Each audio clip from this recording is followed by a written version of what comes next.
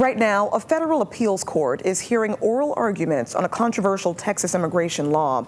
Yesterday, the Supreme Court cleared the way for the state to start enforcing that law, but it was blocked by the appeals court hours later. ABC's M. Nguyen has the latest from Washington.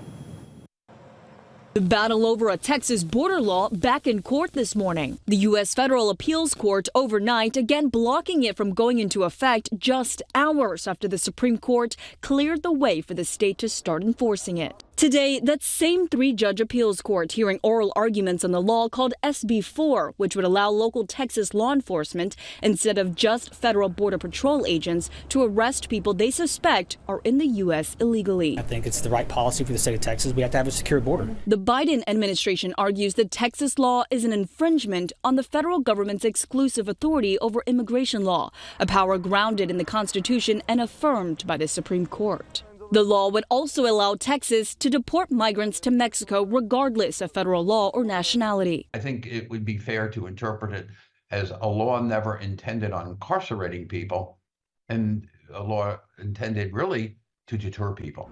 But the Texas Department of Public Safety says it believes the structure of the law is only to arrest people seen with evidence of crossing into the U.S. by means other than a port of entry.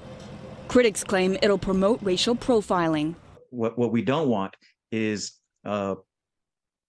persons of color to be targeted for no other reason than the color of their skin. The Supreme Court had rejected the administration's request to intervene. Conservative justices saying the case could come back to them after the appeals court makes a decision.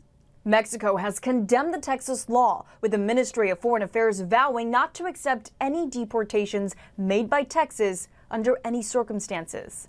M. Nguyen, ABC News, Washington.